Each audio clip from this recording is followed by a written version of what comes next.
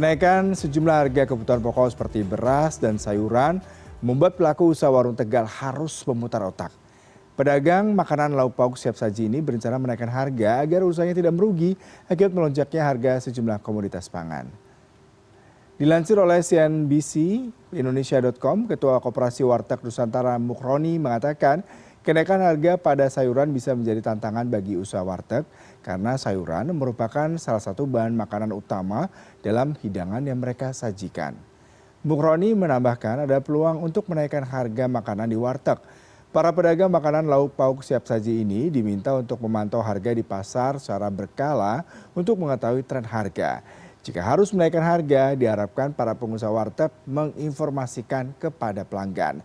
Selain itu, Mukhroni menyarankan agar para pelaku usaha warteg membuat rencana menu untuk meminimalisasi kerugian.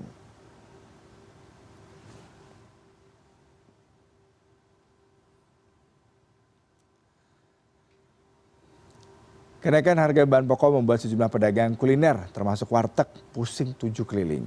Para pedagang warteg kian was-was dengan kenaikan harga cabai dan sayuran yang pastinya akan berimbas pada ongkos produksi. Pasalnya kenaikan harga pangan ini tidak hanya Rp1.000 atau Rp2.000, tapi juga ada yang lebih dari Rp10.000.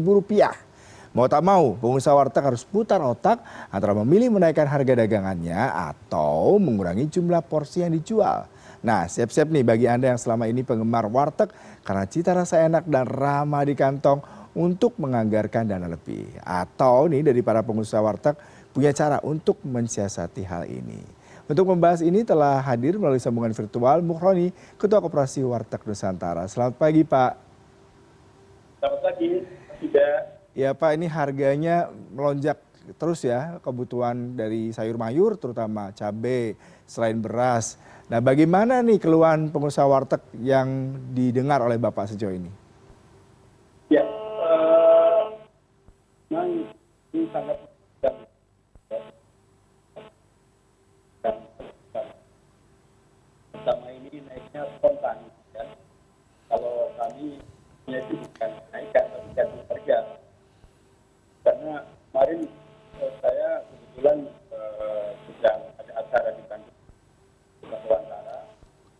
Tiba-tiba hari Minggu itu ya, saya ke pasar Taman kasihkan, naiknya hampir 100%, cabai rawit misalnya dari 48 jadi 80.000. Nah, ini kan sangat bagi kami. Tapi itu adalah tantangan lah bagi kami agar kita bisa atau survive. Nah itu kita punya beberapa antisipasi kiat-kiat, misalnya bagaimana kita agar menyediakan variasi hidangan yang tidak terlalu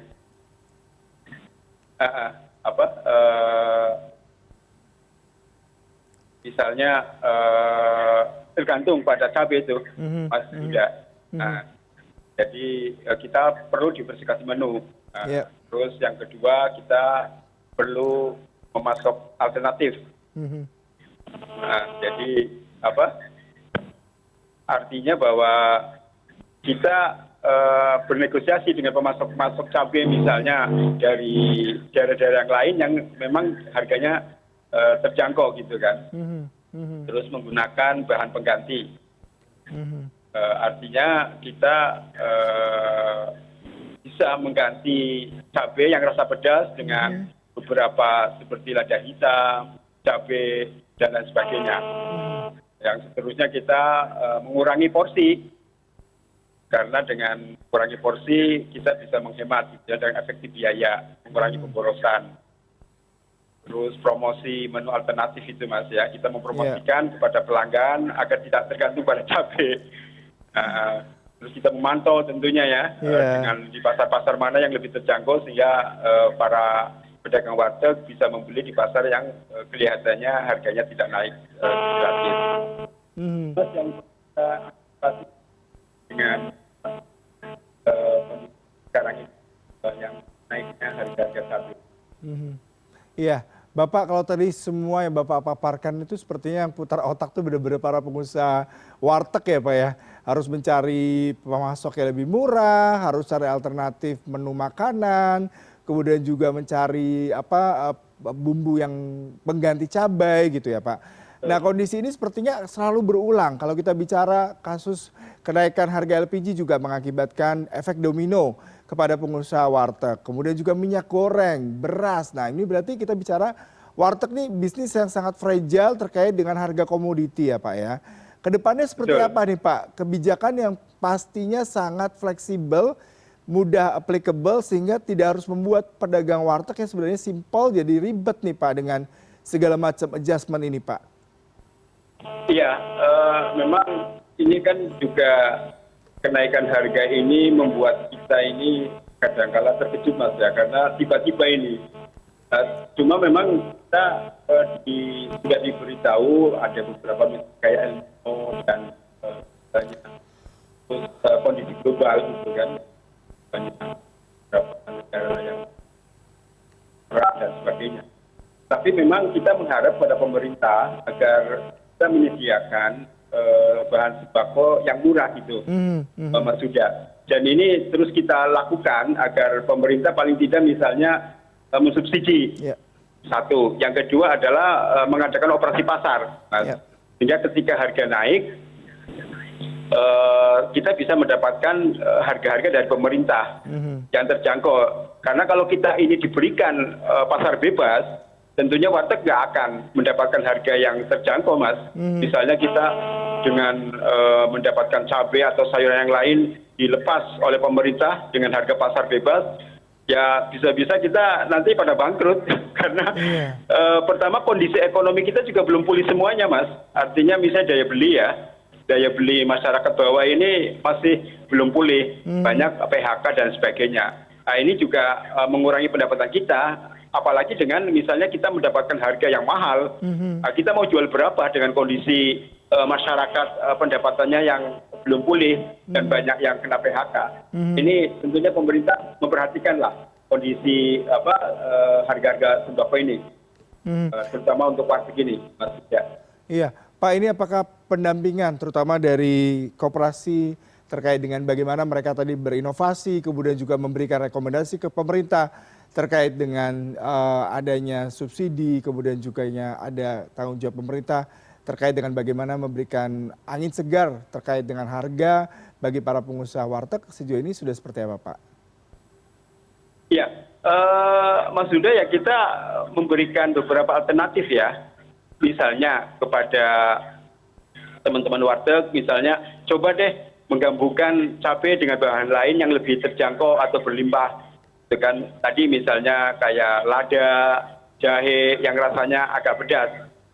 Nah, terus kita memberikan saran kepada para pedagang, coba negosiasi dengan pemasok, ya kan? Mereka ini kan juga dari kampung-kampung ya. Saja misalnya ketika pulang ke Tegal, mereka langsung ke petani lokal, Mas. Coba mendapatkan harga yang bisa terjangkau dan setelah itu bisa pembelian yang besar. Misalnya ada 20 warteg gabung di misalnya berapa ton, itu kan harganya lebih murah ketimbang sendiri. Nah, tapi tentunya itu juga kita perlu bimbingan pemerintah, misalnya pemerintah kabupaten, ya, dan semacam pendampingan dari dinas pertanian. Coba misalnya petani-petani lokal untuk bisa mendapatkan pasar, gitu kan. Di Jakarta mereka mempunyai asosiasi seperti warteg, yang lain pedagang pecel lele dan lain sebagainya. Itu mungkin yang bisa kita lakukan, Mas, dari koperasi. Artinya bahwa kita terus akan mendampingi warteg untuk mendapatkan cabai yang lebih murah dengan joint buying, dengan di petani lokal, bisa saja kita akan mendapatkan harga yang lebih murah di Sumatera gitu. Misalnya gitu kan, petani dari Medan gitu kan, atau dari Lombok dan sebagainya. Itu yang perlu kita sampaikan dalam kondisi naiknya harga cabai yang cukup tinggi ini. Iya, Pak, terakhir nih, kan sekarang sepertinya lagi tren juga ya terkait dengan waralaba warteg. Nah, apakah dengan sistem moda bisnis seperti ini bisa membantu para pengusaha warteg untuk bisa survive di saat kondisi kenaikan harga pangan, atau justru harus cari strategi lain nih Pak, sehingga bisa mengurangi dampak dari kenaikan harga pangan, Pak? Ya, saya tidak banyak berkomentar Mas, karena kebetulan yang kami istilahnya anggota itu warteg konvensional, pemilik pribadi. Gitu. Jadi untuk waralaba itu kan ya kalau kita hitung dari 50.000 warteg, ya paling 1.000 ya. Jadi jumlah juga kecil. Tetapi ya terus kami sarankan bahwa kita kerjasama lah, karena waralaba ini kan pemiliknya kan lumayan. Misalnya bos-bos ya yang punya anggaran barangkali bisa membantu warteg-warteg konvensional dalam pembelian. Artinya misalnya warteg yang waralaba itu memberikan ya tenggang rasa kepada warteg-warteg konvensional untuk memberikan tadi pembelian cabai, terus nanti share ke teman-teman yang tetangga itu dengan harga yang dia beli dengan banyak gitu Mas. Nah, itu yang kita harapkan kalau ada kerjasama antara warteg-warteg waralaba yang tadi pemilik mempunyai pemilik tidak. Itu yang kami sarankan sudah.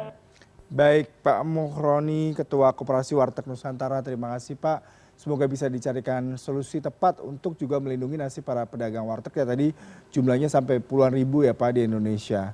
Ya. Salam sehat selalu Pak. Makasih Mas Yuda. Selamat siang.